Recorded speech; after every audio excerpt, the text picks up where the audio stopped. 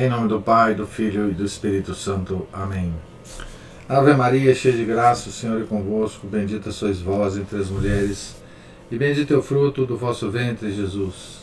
Santa Maria, Mãe de Deus, rogai por nós, pecadores, agora e na hora de nossa morte. Amém. São Felipe Neri, rogai por nós. Nossa Senhora de Fátima, rogai por nós. Em nome do Pai, do Filho e do Espírito Santo. Amém. Então, bom dia a todos. Nós estamos na página 553 da biografia de São Paulo Apóstolo, escrita pelo padre Joseph Rosner. Depois do Estado e da família, o apóstolo dirige o olhar para a igreja e para a sua estrutura social. Antes tinha descrito como a comunidade mística dos eleitos, a esposa de Cristo, sem mácula nem ruga. Efésios 5, 27. A igreja invisível, ainda envolta no mistério de Cristo. Agora descreve-a do ponto de vista prático do pastor de almas, como a casa de Deus, a grande comunidade terrestre, a igreja organizada e dirigida pela experiência, a igreja da autoridade doutrinal, a igreja concreta e visível, na qual há também apóstatas. Ambos os conceitos formam uma unidade, sobrepõe-se numa mesma visão. A igreja é o mistério de Cristo realizado no tempo e caminhando para a eternidade. É a revelação permanente de Deus. Nela, Deus fala continuamente ao gênero humano. A igreja é o fundamento inabalável e o farol da verdade. Coluna e firmamento da verdade, expressão entre aspas, 1 Timóteo 3, versículo 15. A partir do momento em que existe, a verdade já não se pode perder. Todavia, no sopé do farol há sombras, como diz um profundo provérbio oriental. O mundo é um cortejo carnavalesco, confuso e miserável, à testa do qual a mentira e a falta de princípios agita o estandarte da estupidez.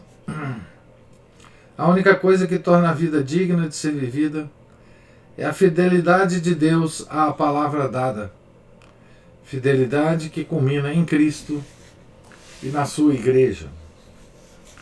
Por causa de sua pouca idade e de seu temperamento propenso à timidez, Timóteo tinha necessidade da vontade firme e do impulso vigoroso do seu paternal amigo, que parecia dispor de um inesgotável caudal de energia.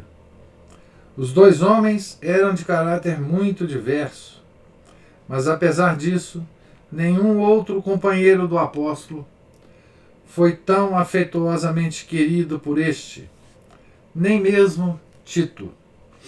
Paulo mostra-lhe, na segunda parte da epístola, primeira de Timóteo, que ele está comentando aqui, o único modo verdadeiro de adquirir influência sobre os outros. Ser modelo na palavra, na fé, na caridade, na dignidade e simplicidade pessoais. Quanto ao modo de tratar com o próximo, deve tomar em consideração a idade, a posição social e o sexo. Quanto às mulheres, que seja cordial, fino e sobrenaturalmente prudente. Paulo, que dirigiu tantas obras de caridade, aconselha-o especialmente a ter cuidado com as viúvas jovens, desejosas de voltar a casar, não as empregando em obras de zelo. Quanto aos presbíteros, que honre os zelosos, principalmente os que trabalham em pregar e ensinar. 1 Timóteo 5, versículo 17. Pois já nessa época não era raro que se caluniasse um presbítero diante de seu bispo. Por outro lado, avisa-o de que é preferível um número reduzido de sacerdotes bons a uma abundância de medíocres. Quanto à comunidade, que evite toda a aparência de cobiça, que não tenha pretensões de enriquecer-se, nem de levar uma vida superior à média. Pelo contrário, frugalidade. Por outro lado, abre aspas, não continues a beber só água, mas toma um pouco de vinho, por causa do seu estômago e das tuas frequentes indisposições. Fecha aspas. Nada de ascetismos melancólicos.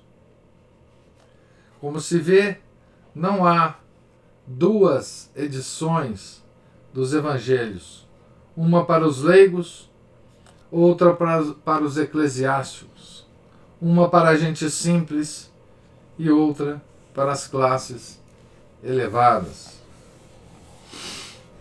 Então aqui termina a análise do padre Joseph Rosner, né, com relação à primeira epístola ao querido amigo de Paulo, o bispo São Timóteo, né? A igreja de Creta, novo item aqui, né? Epístola a Tito, são as epístolas pastorais, né? Aqui Paulo, nessas epístolas, se dirige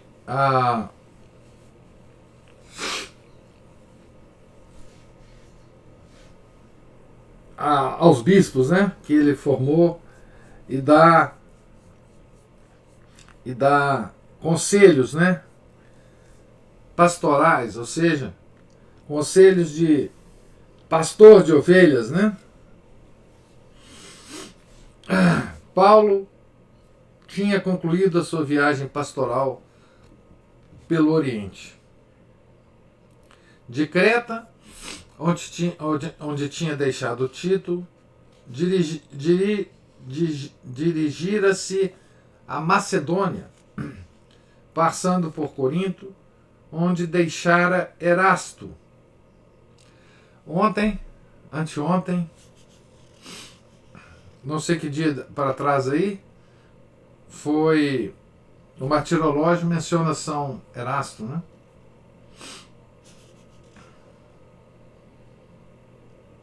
Santo Erasto, né?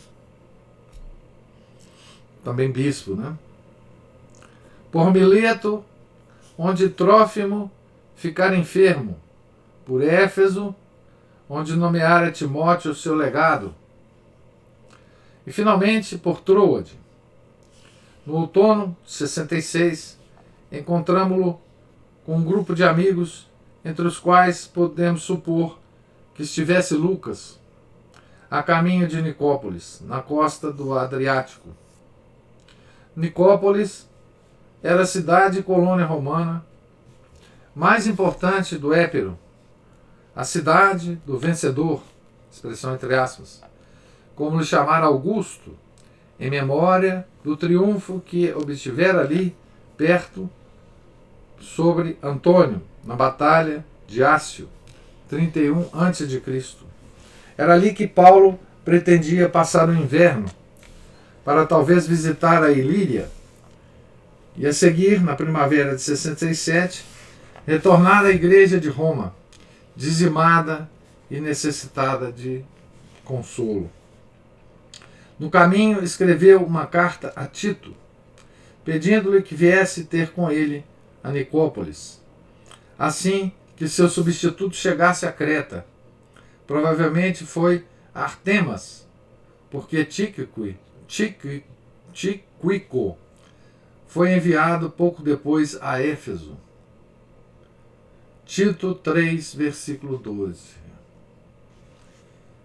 A Aline coloca uma coisa aqui. –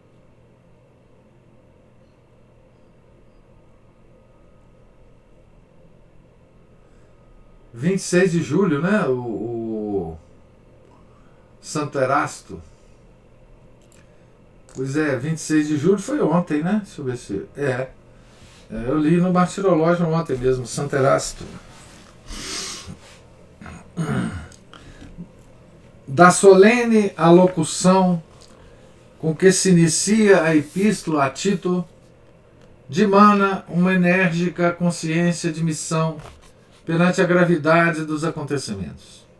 Creta era a igreja mais jovem. Faltava-lhe ainda solidez, uma estrutura interna, pelo menos um colégio de anciãos. Sem uma autoridade doutrinal sólida e sem tradição, a luta contra a heresia não teria possibilidade de êxito. As falsas doutrinas que se difundiam ali eram as mesmas de Éfeso. E à frente do movimento voltamos a encontrar judeus semi-cristãos que faziam da religião um negócio lucrativo. Tito, capítulo 1, versículo 11. Mas a sede do mal, a sede do mal não reside na matéria. Tudo que foi criado é bom e puro, contanto que também o seja a intenção do homem. Aqui de novo a gnose, né? Ele tá lutando contra a gnose aqui, né? Se o teu olho for puro, afirma o mestre, todo o teu corpo e toda a criação serão para ti um mundo divino de luz. Aqui no Evangelho, né? Lucas 11, versículo 34. Toda a luz, toda a bondade, toda a beleza vem do interior. Com efeito, foi esse o ensinamento do cristianismo que produziu o mundo novo. Tito, capítulo 1, versículos 15 a 16. Os discípulos de Espartaco tinham suscitado entre os escravos alguns impulsos de libertação e de revolta contra a autoridade civil. Tito 3, versículo 1. O ensinamento estoico da igualdade de todos os homens e do valor do próprio eu começava a produzir efeito e o mundo dos escravos estava em ebulição. Se também os cristãos se pusessem a atiçar o fogo, facilmente se chegaria a um desmoronamento social que acabaria por sepultar o próprio cristianismo. Por isso, Paulo situa o problema num plano mais elevado, onde toda a diferença social é secundária. A graça de Deus e a misericórdia divina manifestaram-se em Jesus Cristo e abriram-nos os olhos para a verdadeira dignidade da natureza e para a sua perfeição futura no novo éon. Paulo gosta de exprimir a nova ética mediante contraposições. Antes, agora, pois é assim que vê a sua própria vida. Uma grande transformação se produziu e agora já não se pode viver como se Cristo não tivesse vindo ao mundo. A nova nobreza cristã deve atuar a partir do interior e transformar a sociedade à maneira de fermento.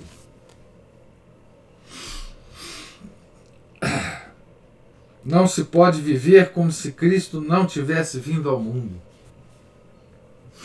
Isso me lembra um artigo do Gustavo Corsão, eu acho que para próximo do Natal, um artigo de jornal, né?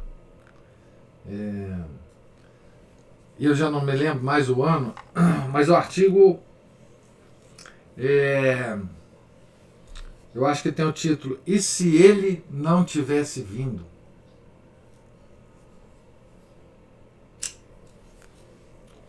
Se vocês procurarem aí na internet, eu acho que está na Permanência, esse artigo é belíssimo, né? Porque exatamente ele medita sobre isso, né? Sobre a vinda de Cristo e sobre se ele não tivesse vindo, né?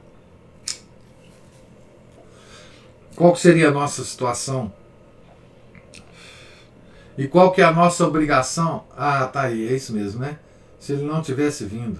A Aline colocou aí no site da Permanência mesmo. Mas ele medita sobre a não vinda, se ele não tivesse vindo, e também a responsabilidade nossa com a vinda dele, né? Tá certo? É muito bonito esse artigo. Sugiro que vocês leiam. As epístolas pastorais mostram-nos, ao contrário do estágio primitivo das comunidades, onde, sob a direção dos apóstolos, os dons carismáticos eram suficientes, um estado mais avançado de organização hierárquica. Lembra que nessa atuação dos apóstolos, né, quando eles impunham as mãos sobre as pessoas, né, batizavam as pessoas, elas adquiriam dons carismáticos, né, o que obviamente não ocorre hoje, né, pela necessidade do tempo, né. Mas com o tempo a igreja foi se organizando, né, de modo carismático, né? De modo hierárquico, desculpe. Aqui, a Aline coloca aqui a primeira página. Isso foi no Natal de algum ano, né? O próximo do Natal de algum ano, Aline. Esse artigo é maravilhoso, né? Então, agora nós temos uma organização hierárquica começando a se estruturar, né? Paulo viveu esse momento inicial, né? Ainda não há o episcopado monárquico, que se encontra virtualmente incluído na função apostólica. Ainda não há bispos com residência fixa. E Tito e Timóteo são apenas delegados do apóstolo, que agem em seu nome e julgam e impõem as mãos em seu nome a presbíteros e diáconos. Então já dá o sacramento da ordem. Sob as ordens desses delegados, existe um colégio de presbíteros, também chamado superintendentes, ou bispos, de onde sairá mais tarde o bispo com caráter monárquico. O que caracteriza o episcopado monárquico é a residência fixa, a autonomia, a duração vitalícia do munus e a dedicação a uma determinada província. Curiosamente, a palavra bispo é mais antiga que a função. Encontra-se já em Homero e nos clássicos gregos, no sentido de zeladores dos templos ou das colônias. Paulo, em contraposição, não deu às suas comunidades uma autonomia completa. Os seus representantes viajavam constantemente para receber dele instruções e poderes. Ele era, pois, o único chefe supremo dessa gigantesca diocese, entre aspas, em que ainda não havia regiões geograficamente delimitadas. Por toda parte, tudo é território de missão. E a função episcopal completa só aparecerá alguns decênios mais tarde, nas cartas do bispo Marte Inácio de Antioquia. Inácio de Antioquia, ele foi... As cartas do Santo Inácio de Antioquia, pelo menos algumas delas, né, estão publicadas em português naquela coleção amarelinha, que amarelinha? Verdinha, da patrística, né, grega e latina, da Paulus, né, eu acho que é, que ela é da Paulus. Então,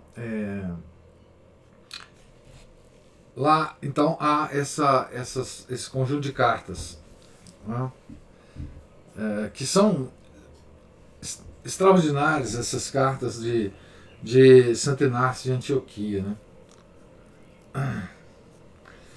Então, acabamos o capítulo 9 e adentramos aqui no capítulo 10, que tem o título O Fim. O segundo cativeiro em Roma. O Testamento. Segunda epístola a Timóteo. Em Nicópolis, Paulo encontra-se no caminho de Roma. Sentia-se irresistivelmente impelido a regressar a essa cidade, ao lugar do seu sangrento fim, sem que ele mesmo soubesse por quê. Entretanto, chegou Tito para passar o inverno com ele, e foi depois enviado para a Dalmácia. 2 Timóteo 4, versículo 10. Não sabemos onde e quando Paulo voltou a ser preso. Alguns historiadores supõem que foi em Nicópolis, outros na casa de Carpo, em Troade, onde teria tido que abandonar as suas bagagens. Outros ainda em Éfeso, visto que Paulo fala da infidelidade dos irmãos da Ásia Menor. 2 Timóteo 4, versículo 14. Outros, finalmente, na Espanha. Parece-me mais provável que se tenha dirigido a Roma por sua livre iniciativa na primavera do ano 67 e trabalhasse ali durante algum tempo na reconstituição da comunidade. Essa hipótese é favorecida por uma antiga tradição romana de que faz eco a Pácio Petro et Pauli, atribuída a São Lino, sucessor de São Pedro. Pácio Petro et Pauli é a paixão de Pedro e de Paulo, né? Segundo essa tradição, Paulo encontrou pousada na margem esquerda do Tibre, no 11º distrito ad Arenulam, perto da ilha Tiberina. Aqui teria pregado num armazém de forragens vazio, não longe da porta Ostiense, tendo entre os ouvintes diversos soldados. No local dessa sua última residência, ergue-se ainda hoje uma antiquíssima capela dedicada à sua memória, San Paolo alla Regola, que conserva o encanto da sua antiguidade e onde escavações mais recentes puseram a descoberto as fundações de um antigo estabelecimento comercial. Era um bairro de pequenos comerciantes, de marinheiros, curtidores, oleiros e jardineiros, e na Idade Média foi sede de numerosas corporações. Talvez tenha sido aqui que Paulo veio um dia a ser preso pela polícia romana, acusado de chefiar uma seita. Então Paulo ainda continuava, né, nesses ambientes, quando ele chegava às cidades, né, Ele sempre procurava esses ambientes, né, de portuários, de pequenos comerciantes, esses bairros pobres, né, para a pregação. No lugar onde junto ao foro romano, se erguia o marco miliário de ouro, para o qual convergiam todas as estradas romanas, ficava também, aos pés do Capitólio, o cárcere Marmetino, ou Tullianum, hoje entulhado na sua maior parte. Segundo uma tradição não confirmada, foi aqui que Paulo foi mantido preso. Aqui tem uma foto desse cárcere. Eu vou tentar mostrar aqui.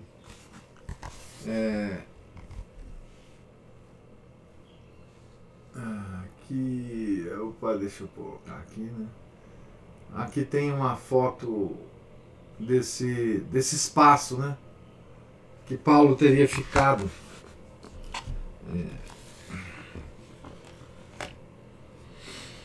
O segundo cativeiro mostra-nos o apóstolo numa situação muito menos favorável do que no primeiro.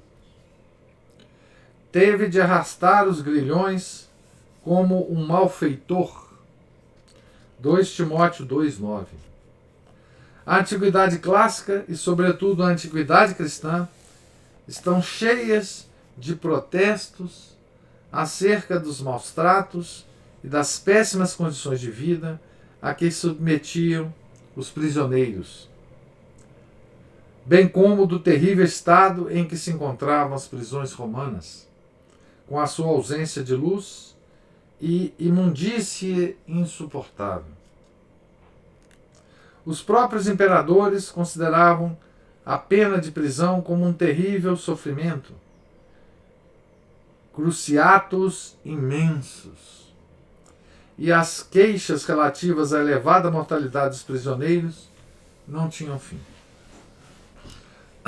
Agora, este ancião, cansado, encontra-se despojado de tudo. Queixa-se do seu isolamento. Os amigos de Roma não conseguem visitá-lo facilmente. Eúbulo, Pudente, Lino e Cláudia só podem procurá-lo com muitas precauções. Essa cautela, segundo uma antiga tradição, explica-se pelo fato de conhecerem o esconderijo de São Pedro e de não pretenderem, por isso, atrair as atenções sobre eles próprios e sobre o príncipe dos apóstolos. Uma bela linda, mais bela do que provável, supõe que os 2 apóstolos estiveram juntos na mesma prisão.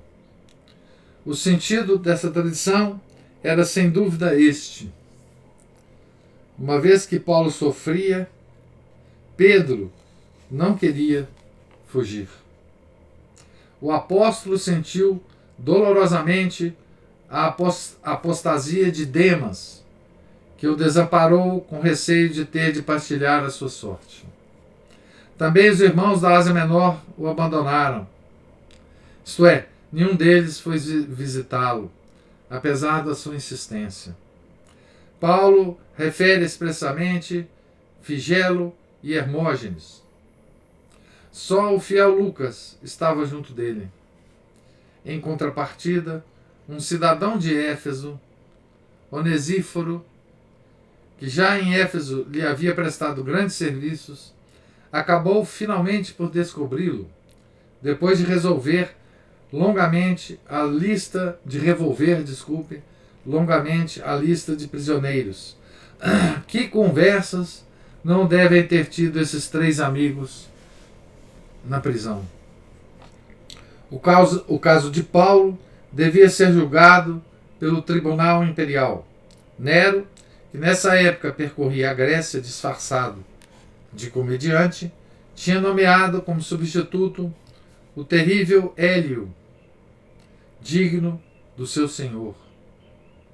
O primeiro interrogatório deve ter ocorrido numa das grandes basílicas, amplos tribunais judiciários que se erguiam sobre o foro. Na abísside sentava-se o tribunal, e diante dele, na nave central, agrupavam-se os réus, as testemunhas e os advogados. Nas naves laterais e nas galerias, o público assistia com curiosidade a esses processos excitantes.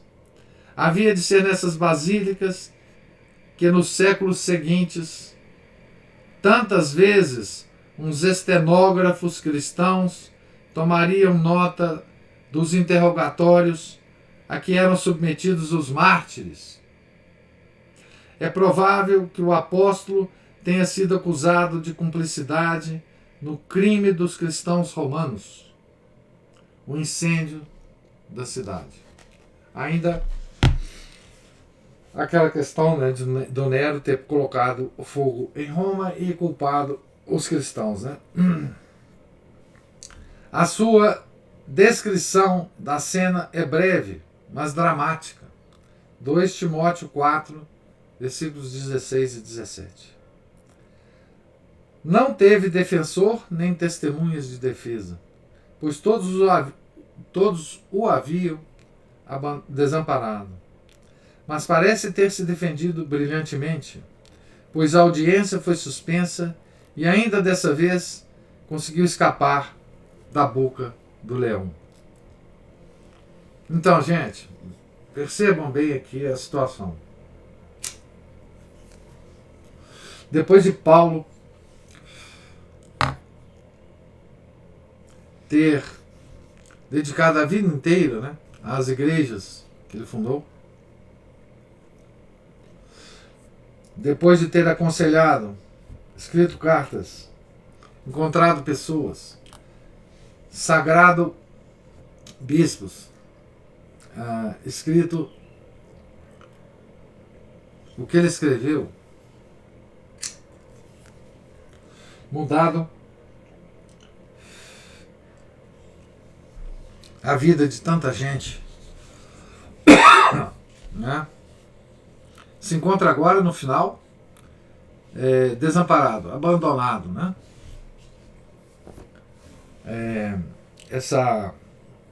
Esse destino, né, é muito parecido, né,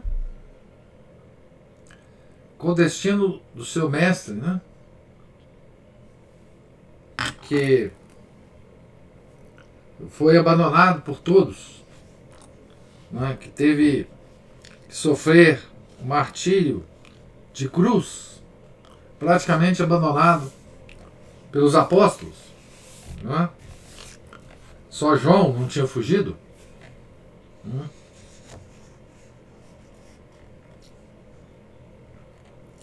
Durante o longo... Imagina o que ele teria pensado nesses momentos, né? Sentido nesses momentos. Durante o longo intervalo entre a primeira e a segunda audiência, o apóstolo teve tempo de orar e de refletir.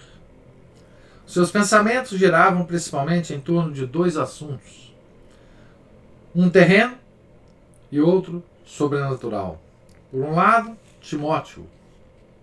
Por outro, a pureza da igreja. Mais uma vez, o ancião experimenta uma viva saudade de Timóteo e reúne as suas últimas forças para redigir a sua última epístola. É uma palavra de adeus a esse discípulo caríssimo, a quem nomeia, por assim dizer, seu executor testamentário. Quereria voltar a vê-lo antes de morrer, mas receia que seja demasiado tarde. Pede-lhe que traga Marcos consigo. Nele, reconhece e abraça o seu antigo amigo de juventude, Barnabé. Naquele calabouço frio, úmido e subterrâneo, o velho apóstolo Certamente sentiria muito frio. O rei africano Jugurtha, aprisionado uns 100 anos antes pelos romanos, teria exclamado quando o conduziram àquela masmorra cheia de água subterrânea. Abre aspas. Por Hércules, como são frios os vossos banhos. Fecha aspas. Assim, o apóstolo pede a Timóteo que lhe traga a velha capa desgastada que deixara em Troade.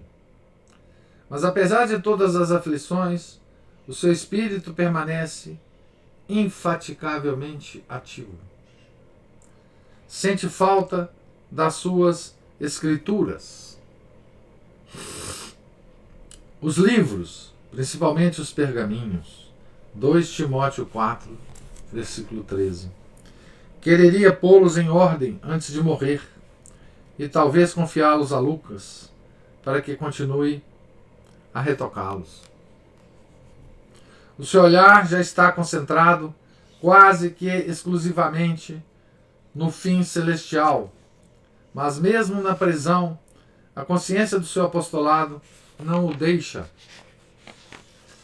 Durante a velhice, os homens costumam lembrar-se mais facilmente da sua infância.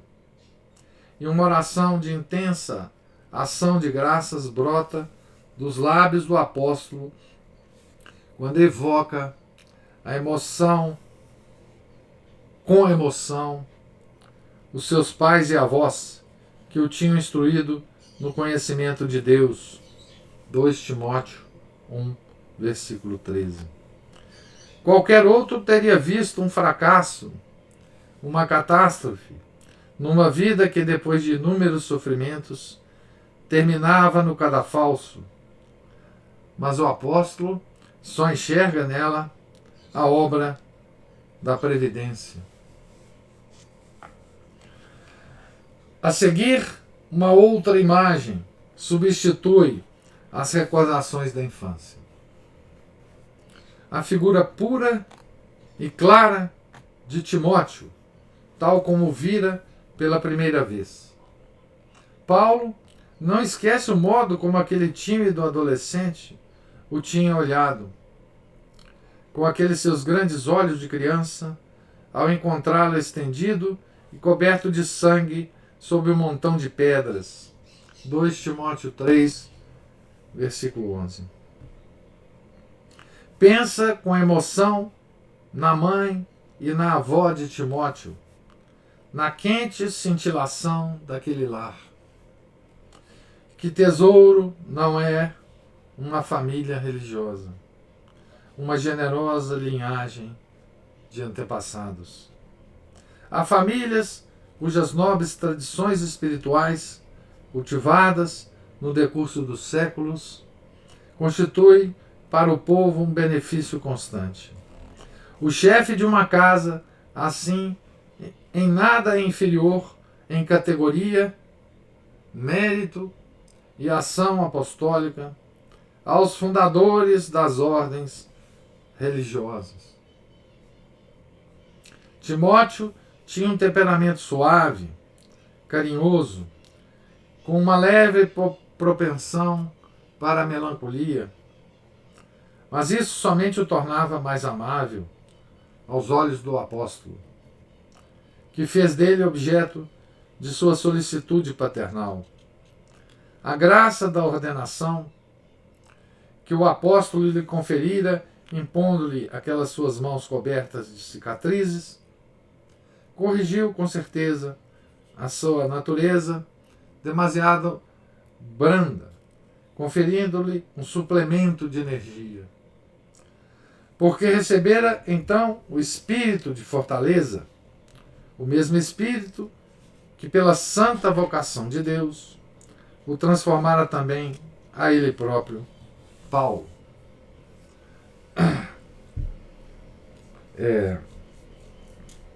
O padre Rosa, né, como um discípulo do seu amado apóstolo, né,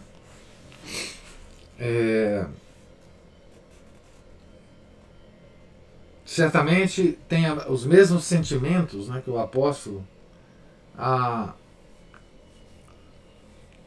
esse bispo, né, sagrado por São Paulo, né, a São Timóteo, né. Eu vou parar por aqui a nossa leitura, porque amanhã nós terminaremos o livro, né? Então eu estou parando aqui na página 560, não é? No último parágrafo da página 560, nesse momento, né, nessa crepúsculo, né, da vida de São Paulo Apóstolo, né, para a gente meditar um pouco sobre essa vida, né, de São Paulo, cheia de tantas graças, né, para nós até hoje, né, e a semelhança da morte, né, desse homem em relação à morte do homem Deus, né, da segunda pessoa da Santíssima Trindade, né.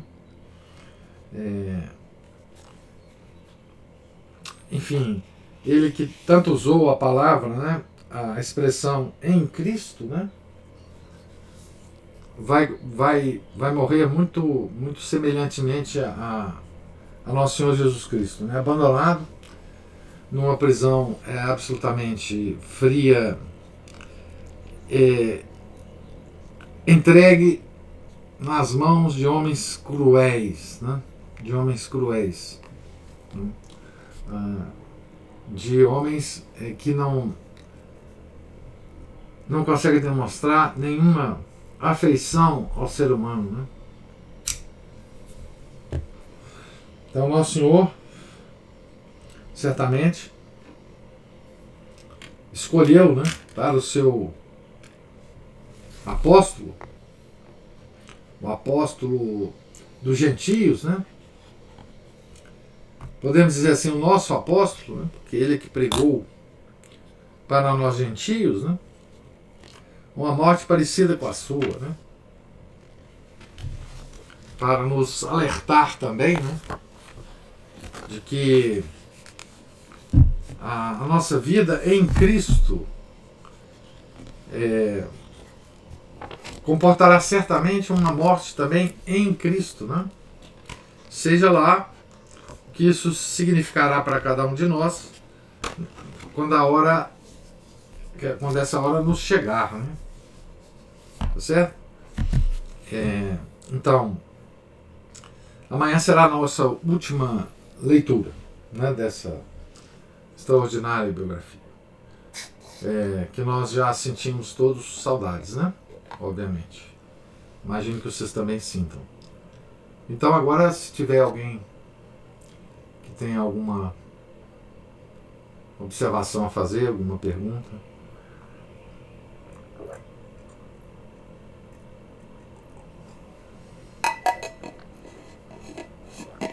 Eu gostaria de comentar só que esse final, esse último parágrafo que o senhor viu aqui, me emocionou, assim, imaginar uma família religiosa, Sim.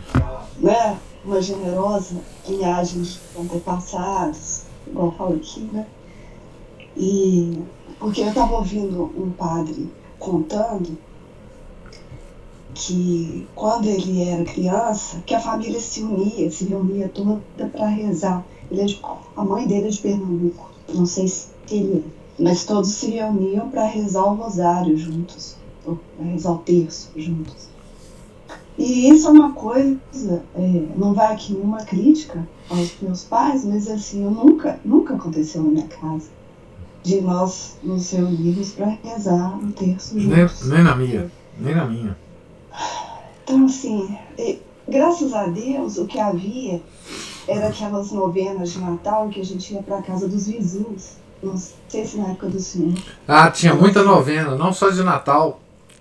A Na Via minha- Sacra. Ah, Via Sacra é uma coisa extraordinária. Isso fazia dos vizinhos, aí sim, uma grande família, né? Porque hoje a gente. Eu não conheço os meus vizinhos. Mas naquela época, os vizinhos lá dos meus pais, eu os conheço até hoje. Aqueles que estão vivos ainda, eu os conheço até hoje. Pois é, isso é Então, uma paróquia, né? Isso aqui é a paróquia. Né? Que, provavelmente, eu não sei, mas esses vizinhos iam à mesma igreja, era orientado pelo mesmo padre, não é? Então, essa estrutura de paróquia, né? É que mantinha esse espírito, né? Assim, porque as pessoas elas têm necessidade disso, né? Todos nós temos necessidade disso, né? Essa coisa da paróquia, que foi ao longo dos séculos construída pela igreja, né? Ela acabou hoje, né? Ela, enfim, nós voltamos pro cristianismo primitivo, né? Assim, disperso, né? É muito bonito isso. Eu vivi um pouco isso, não na minha família, mas essas coisas de levar a imagem de Nossa Senhora, dela ser uma imagem peregrina, né? Cada dia ficar na casa de uma e as pessoas irem para essa casa onde está a imagem, nas várias novenas, né? E rezar lá, e depois da oração do terço tinha lá uma pequena confraria, né? Pão de queijo, café, etc. As pessoas ficavam um pouco conversando ali, depois iam embora dormir, né? Essa vida comunitária em torno da oração, né, em torno da imagem de Nossa Senhora, por exemplo, eu vivi um pouco na minha infância.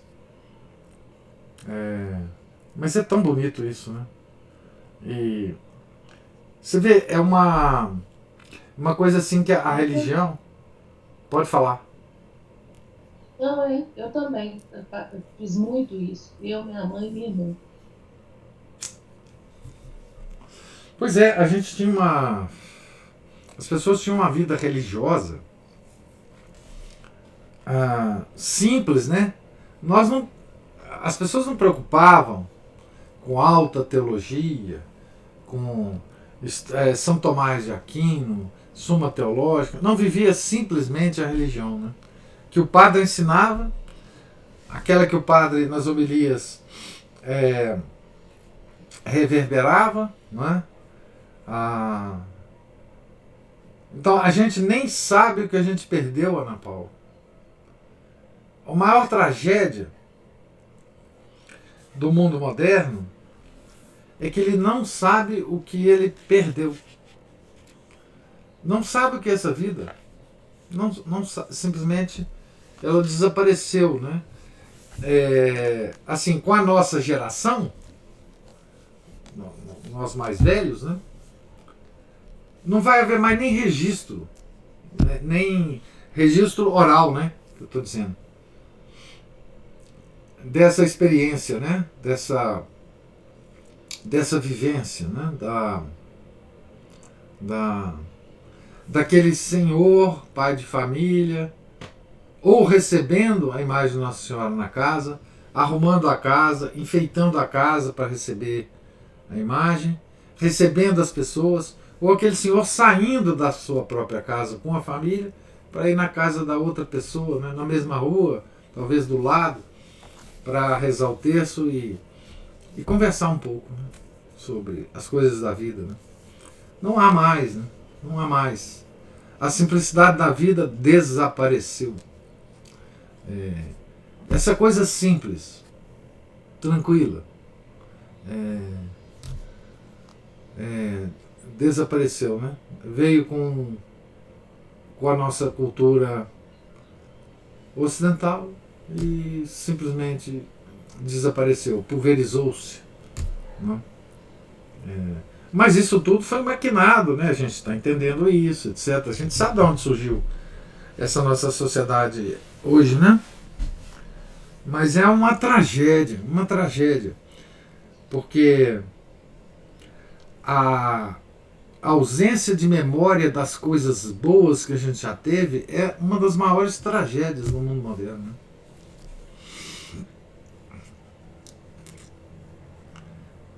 A Aline está falando, nós lá em casa rezamos o texto junto toda sexta-feira, graças a Deus. Graças a Deus, deu graças.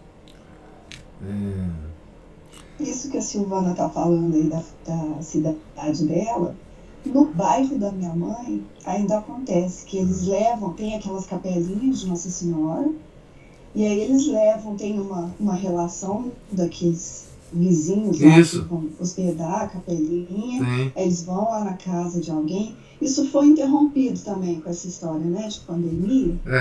Assim, os encontros foram interrompidos, mas as capelinhas continuam visitando as casas. Mas é algo que dificilmente vai se passar para a geração seguinte, porque... Pensa um jovem que vai para a universidade, de cada uma dessas famílias, se ele vai manter isso. Nunca.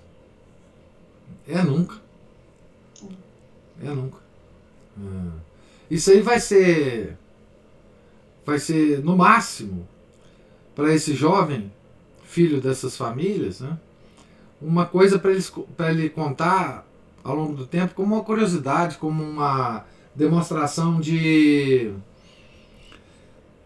primitivismo da família dele. Olha a minha família, como que ela fazia, né?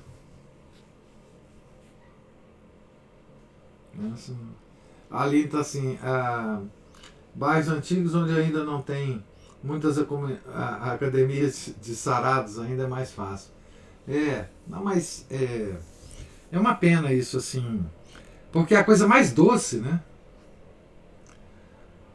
A coisa mais doce da nossa tradição, né? Ela se perde, né? Quer dizer, aquele ágape da igreja primitiva, né? Aquela convivência, enfim, entre nós, católicos, irmãos católicos, né? Ela se perde, ela vai se perder, e se Deus não intervir, né? Ela vai desaparecer para sempre, né? Pelo menos da sociedade de um modo geral, né? Infelizmente, né? Assim, essa reversão é só agora por vontade de Deus, né? Nós, os homens, né, não temos mais força para lutar contra o sistema que se implantou, né? Infelizmente. Mas assim, vamos aqui, pelo menos nessas últimas leituras, né,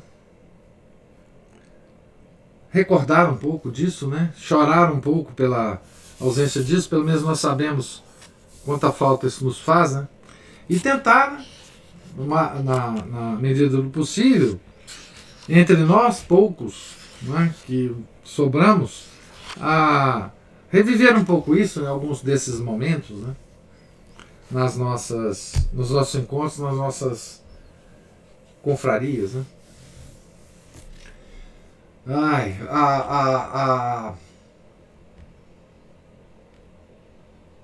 A Juliana hoje fala que antes eu não tinha lido, né?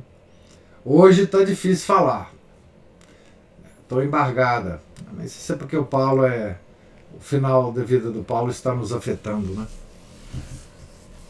O Paulo prisioneiro. Então, gente, tem mais alguma observação?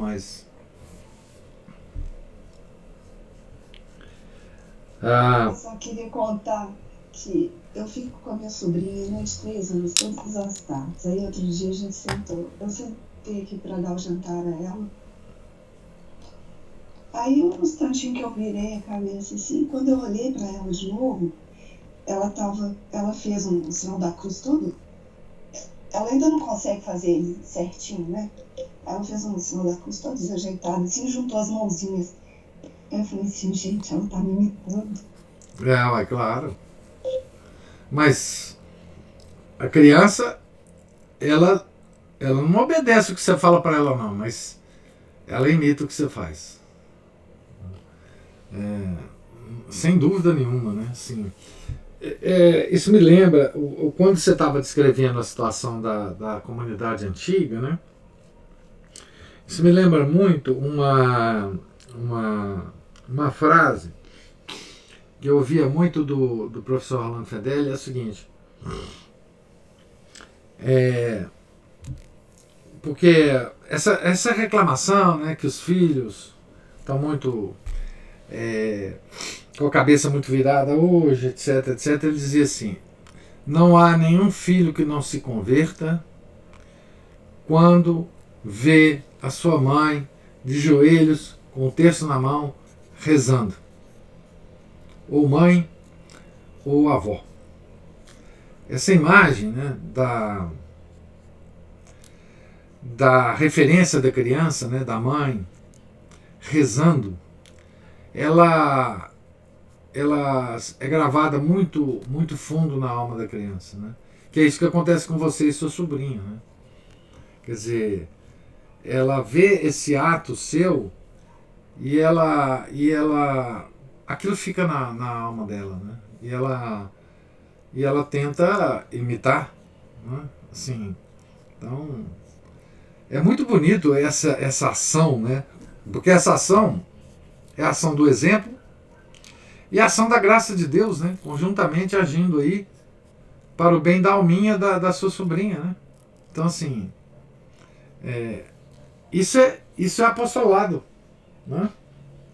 Isso é apostolado. Para você ver como é que apostolado tem tantos detalhes, né? Tanto jeito da gente fazer apostolado, né? Quer dizer, é uma coisa que a gente pensa que é muito complicado, porque a palavra já nos remete a alguma coisa complicada, né? Mas é tão simples, né? Seja católica, né? Como você está sendo, né? Que as pessoas vão... Pascal tem... Eu já comentei isso aqui com vocês. Ele tem um livro de fragmentos de pensamentos, etc., que chama inclusive Pensamentos, em que ele fala uma coisa muito interessante. Ele está aconselhando as pessoas que queiram se converter ao catolicismo. Então, ele fala uma coisa muito interessante. Olha, se você quer se converter ao catolicismo, imite os católicos. Mesmo que não tenha sentido nenhum o que você faz. Imite os católicos. Se eles se benzem com água benta, benze com água benta. Se eles vão à missa, vai à missa. Se eles se comportam de uma certa forma na igreja, comportam do mesmo jeito. Então, a primeira coisa que uma pessoa que quer ser católica deve fazer é imitar os católicos. Olha que sensibilidade, né? Então eu fico pensando, né? A gente tem tanta contato, né, com pessoas que querem se converter, né? Vê se a gente vai dar um conselho desse.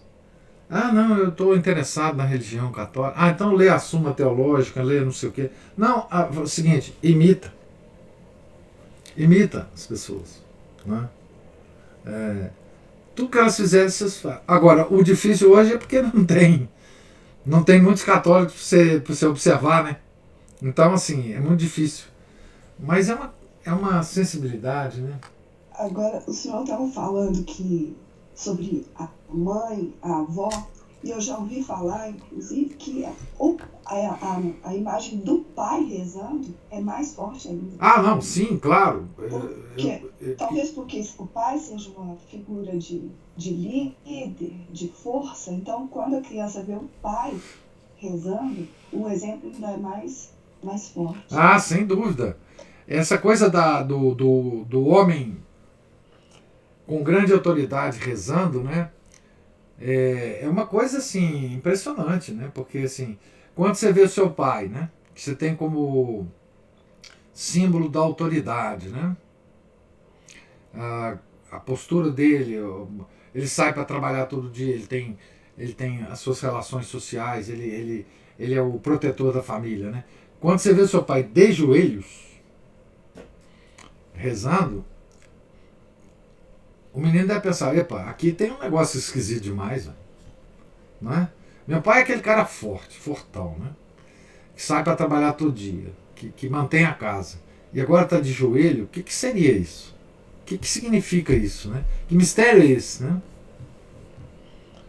Então, assim, o pai também tem uma influência muito grande, obviamente, né? É porque eu lembrei da frase do professor Holanda, que ele dizia a mãe e a avó, né? Mas sim, não, o pai é uma referência de autoridade na família muito, muito grande, né? Então, quando você vê a piedade do pai, né? A criança fica profundamente afetada, né?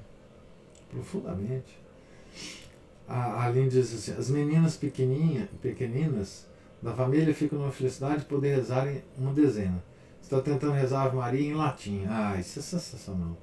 É tão difícil hoje em dia porque a família dos papais são católicos modernistas. A cabecinha delas fica confusa. Não, mas é isso mesmo. Elas vão nascer nessa confusão e vão conseguir, Aline, depois fazer a classificação das coisas. Confusão sempre houve. O que é importante é a gente, enfim, primeiro não desistir, segundo, ter sempre na cabeça da gente. É difícil a gente manter isso porque o mundo está muito confuso, mas mantendo na cabeça da gente é o seguinte: a nossa religião é muito simples. O que Deus pede para a gente é muito pouco. É muito pouco. Então, façamos esse pouco todos os dias, né? Lembra que, assim, o que Deus nos pede são as coisas simples, pouquinhas a cada dia. Nós só não podemos fraquejar a cada dia. Mas é muito pouquinho. Os meninos vão pegar, os nossos filhos vão pegar. Eu sei que falar isso para o pai é muito difícil, porque o pai sempre está se preocupando demais com o futuro da criança, e o que ela vai ser, como é que vai ser, etc. Mas vamos preocupar com o presente, porque é dele que vai sair qualquer coisa no futuro. Os meninos são espertos, eles vão conseguir viver nesse mundo, dando uma formação católica. Eles vão conseguir, se Deus quiser, eles vão, porque se há alguma esperança, né, de reconstituição, de alguma forma de reconstituição da civilização católica, é com nossas crianças, né? Porque nós não vamos ter tempo para fazer isso, né? Infelizmente. Mas eles vão seguir, vão conseguir, não tem dúvida não.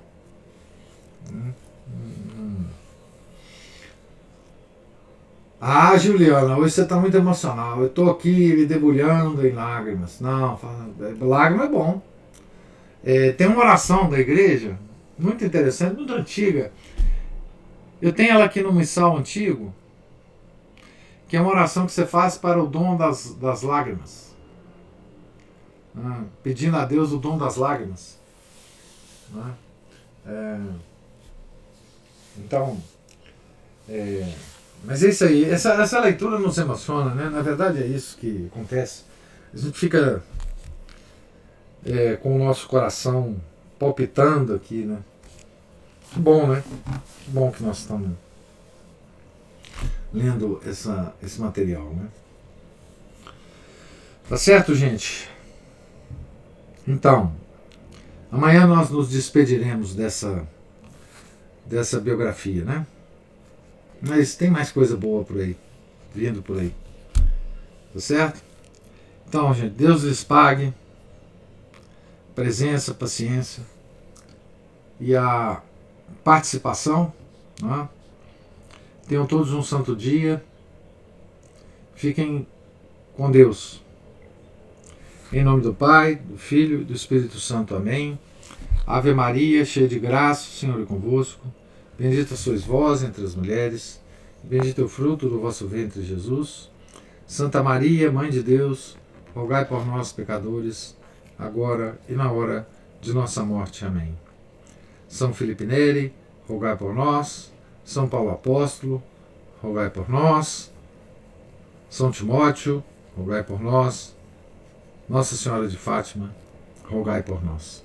Em nome do Pai, do Filho, do Espírito Santo. Amém.